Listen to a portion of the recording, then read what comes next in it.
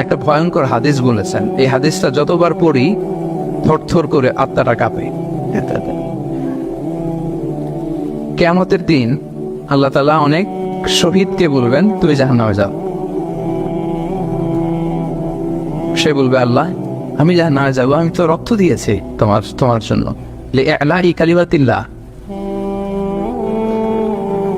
আমার দেহের তাজা রক্ত দিয়ে আমি শহীদ হয়েছি, জানাজা ছাড়া আমার দাফন হয়েছে, আমি তো জান্নাতে যাব। আল্লাহ বলবে, না, তুমি শহীদ হয়েছ এই কারণে যে লোকজন তোমাকে বীর বলবে, বীর, বাহাদুর। তো দুনিয়াতে তো তোমার বাহাদুর বলছে, তো তোমারে বিশাল যোদ্ধা ছিল, বাহাদুর ছিল, এই খেতাব তো তুমি পেয়েছো, আমার কাছে কিচ্ছু নেই, জাহান্নামে যাও, go to the hell fire. অনেক দানশীলকে আল্লাহ বলবে, জাহান্নামে যাও। সে বলবে, আল্লাহ আমি জাহান্নামে যাব, আমি তো মসজিদ, মাদ্রাসা, এতিমখানা, বৃদ্ধাশ্রম এমন কিছু নাই যে বাকি রাখছি, শত শত মসজিদ আমি করেছি, আমি কেন জাহান্নামে যাব? আল্লাহ বলবে, না, তুমি দান করেছিলে এই জন্য যে লোকজন তোমারে দানশীল বলবে, দানবীর বলবে, আদেম তাই বলবে, ওটা তো তোমাকে বলা হয়েছে, জাহান্নামে যাও, আমার কাছে কি চাও, go to the hell fire. সেদিন আল্লাহ তাআলা অনেক আলেমকে ডাকবেন, অনেক দাঈদেরকে ডাকবেন, অনেক দুআত ইলাল্লাহদের তিনি ডাকবেন।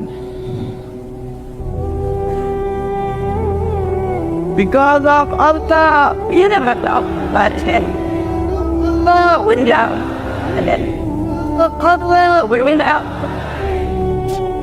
সেদিন অনেক দুআত ইলাল্লাহদেরকে ডেকে আল্লাহ বলবেন যে তুমিও জাহান্নামে যাবে। সে বলবে, আল্লাহ কেন? আমি মানুষকে কোরআন শিখিয়েছি, আমি মানুষকে হাদিস শিখিয়েছি, আমার কথা শুনে অনেক নামাজ পড়েছে, আমার কথা শুনে অনেকের দাঁড়িয়ে রেখেছে, আগে সুদ খেত, আমার কথা শুনে সুদ বন্ধ করেছে, আমার কথা শুনে তো আল্লাহ এরা নামাজি হয়ে গিয়েছে। দ্য এন্টায়ার সোসাইটি সুদ বন্ধ করেছে, নামাজ ধরেছে, তারা ফরজ যাকাত দিত, আল্লাহ আমি কেন জাহান্নামে যাব?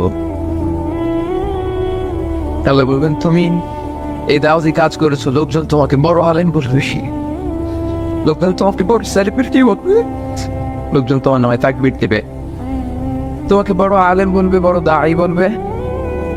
এটা তো বলা হতো তোমাকে দুনিয়াতে, আল্লামা বলে ডাকা হতো তোমাকে, বাহারুল উলুম বলা হতো তোমাকে, এনের সাগর, অনেক বড় দাঈ, অনেক বড় সেলিব্রিটি তোমাকে বলা হতো এই দুনিয়াতে। তো যা চেয়েছো তা তো পেয়েছো, আমার কাছে কি চাও?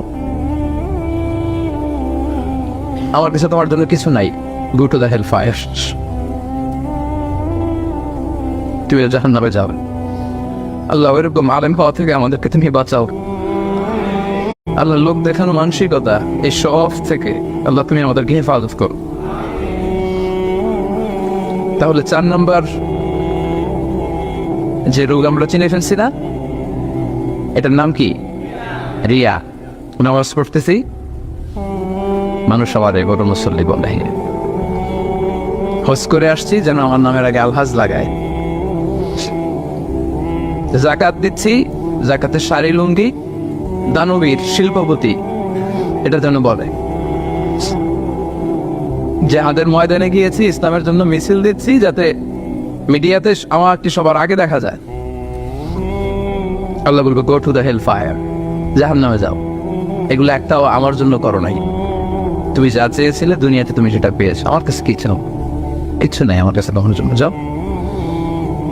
রিয়া মানে লোক দেখানো মানসিকতা, শো অফ মেন্টালিটি, এটা নাই কারণ।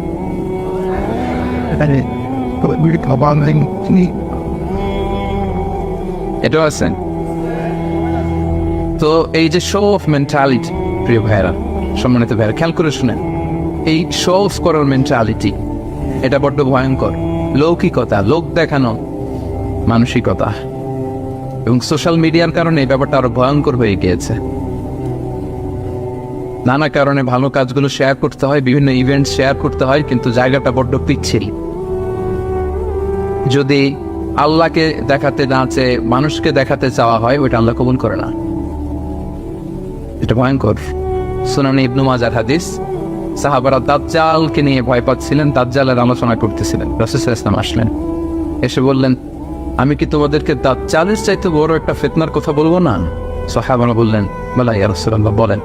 আল্লাহ রাসূল সাল্লাল্লাহু আলাইহি ওয়াসাল্লাম বললেন, সেটার নাম হচ্ছে আশিরক আল খাফি, গোপন